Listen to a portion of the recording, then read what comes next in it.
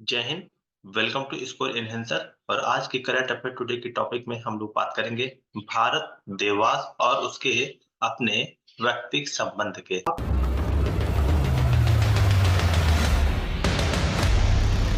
आपको बता दें कि समय-समय पर इस तरह भारतीय अर्थव्यवस्था में भारत और विदेशों को लेकर के समिति गठित होती रहती है और उनके बीच वार्तालाप होती रहती है।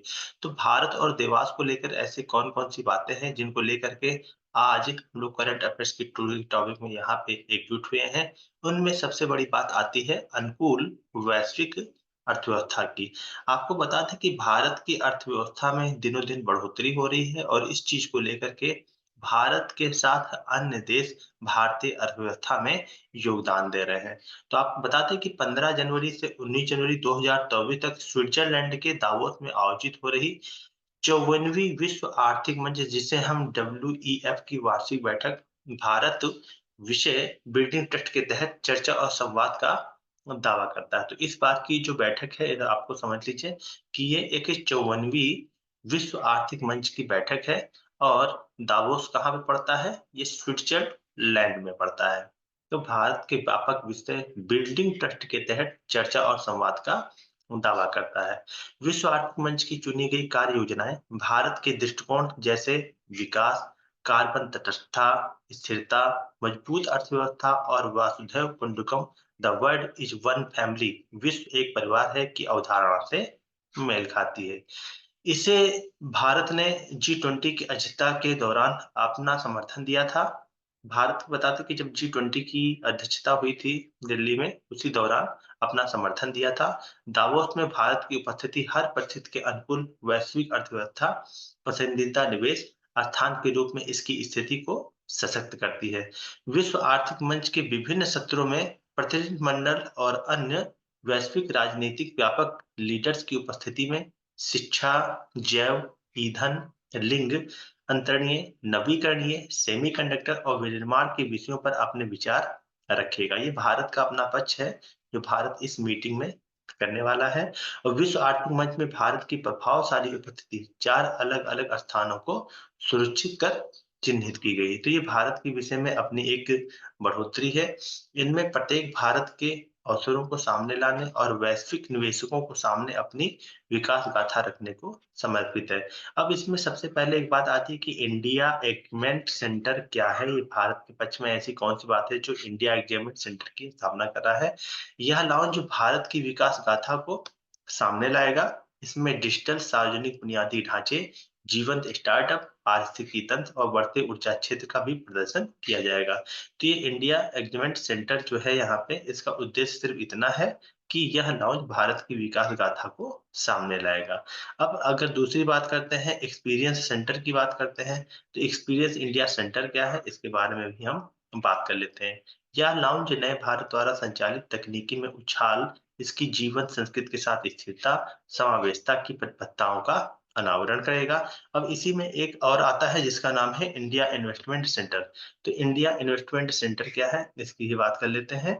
यह सरकार के व्यावसायिक जी टू बी और व्यवसाय से व्यवसाय जिसे बी टू बी, एक चीज समझिए जी टू बी मतलब सरकार से भी इस तरह की जो बातें होती हैं जी टू बी, ज्यादातर कंपनियां इस चीज को महत्व देती हैं कि आप बी टू बी जानते हैं या नहीं जानते, जी टू बी जानते हैं या नहीं जानते हैं। तो इसका मतलब होता है बिजनेस टू बिजनेस, हिंदी में व्यवसाय से व्यवसाय। और ये होता है G to B government to business मतलब सरकार से व्यवसाय के नेटवर्क के केंद्र के रूप में काम करेगा। महत्वपूर्ण विषयों में गोलमेज सम्मेलन, सत्र और पैनल की भी मेजबानी करेगा। तो ये भारत का था हमारा इंडिया इन्वेस्टमेंट सेंटर। इसी में आगे की अगर हम बात करते हैं तो एक है हमारा we lead lounge. We lead lounge एक समर्पित gender lounge we and lounge जीवन के विभिन्न क्षेत्रों में महिलाओं की भागीदारी, वित्तीय समावेशन, डिजिटल जेंडर अंतर को पाटने पर ध्यान केंद्रित करेगा। अब इसी में एक और आ जाता है जिसको कि हम कहते हैं भारतीय केंद्रों पर पहले की शुरुआती समस्याओं से परे है। तो यहाँ भारतीय केंद्रों में पहले की शुरुआती समस्या परे होने का मतलब यह है कि विश्व आर्थिक मंच पर भारत का प्रभाव विषय पर दमदार पैनल चर्चा के साथ हुई है। इसकी आधारशिला कार्यक्रम में आयोजित इस पैनल ने वैश्विक प्रदर्शन में भारत की भूमिका पर प्रकाश डाला है।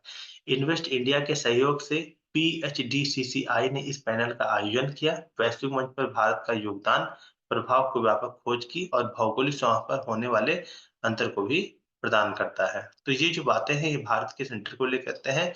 और संवादों की अगर बात करते हैं, तो विश्व आर्थिक मंच अगर आप समझिए तो ये क्या है? विश्व आर्थिक मंच 5 दिनों की अवधि में कुल 21 सत्र आयोजित किए जाएँगे। भारत अपने अवसरों का प्रदर्शन करेगा और विनिर्माण प्रौद्योगिकी आधारशिला गतिशीलता startup health care AI AI का मतलब आर्टिफिशियल इंटेलिजेंस जो आजकल बहुत चर्चा में चल रहा है, इसको हम क्या बोलते हैं? एआई बोलते हैं। चर्चा के लिए दरवाजे खोलेगा। इंडिया लॉन्च के साथ मिलकर भारत भी साथ में 5 लॉन्च भारत की सांकेतिक प्रमुख भूमिका को रेखांकित करती है। और अगर हम इनकी बात और आगे ले जाते हैं तो इनमें सबसे बड़ी चीज है कि इन 5 राज्यों में 5 राज्य कौन-कौन थे? कर्नाटक, महाराष्ट्र, तमिलनाडु, तेलंगाना और उत्तर प्रदेश इसमें शामिल हैं। भारतीय व्यापार प्रतिनिधियों की संख्या 80 से अधिक है। तो ये हमारा जो विश्व आर्थिक मंच का सम्मेलन है, इसके बारे में जानिए। कुछ भारतीय कंपनियों को दावेश में लॉन्च के माध्यम से अपनी उपस्थिति दर्ज कराई है और सीआईआई भारत की विकास गाथा को विभिन्न पहलुओं से B20 भारत के सफल नेतृत्व बढ़ाने पर ध्यान केंद्रित करते हुए सत्रों और मीडिया पैनलों की श्रृंखला का भी आयोजन करेगा। इसके अलावा PHDCCI भारत में अवसरों का प्रतिनिधित्व करने वाले विभिन्न महत्वपूर्ण विषयों को प्रदर्शित करने के लिए भी सक्रिय रूप से भाग ले रहा है। तो आज की ये जो परिचर्चा थी, ये विशेष रूप से किस चीज़ को लेकर के थी? ये हमारे देश में बहुत सारी ऐसी गतिविधियाँ होती रहती हैं, जिनको लेकर के भारत समय-समय पर अपनी चीज़ों का आयोजन करता रहता है। और इस तरह की जो हमारे करंट अफेयर्स की जो श्रृंखला रही है, ये रही भारत दावोस आनून वैश्विक अर्थव्यवस्था की। ये दावोस कहाँ पर पड़ता है? ये स्विट्ज़रलैंड में पड़ता है और इसका जो सम्मेलन हो रहा है, ये 15 से 19 जनवरी 2024 तक दावोस में किया जा रहा है। और भारतीय अर्थव्यवस्था को आगे ले जाने करने भारतीय अर्थव्यवस्था के साथ-साथ भारतीय टेक्नोलॉजी को आगे ले जाने के लिए समय-समय पर इस तरह के मंच आयोजित किए जाते हैं। तो आज के करंट अफेयर टुडे की श्रृंखला में यहीं तक। मिलते हैं नेक्स्ट सेगमेंट में नए तथ्य और नए विश्लेषणों के साथ। तब तक के लिए स्कोर एनहांसर की तरफ से जय हिंद, जय भारत।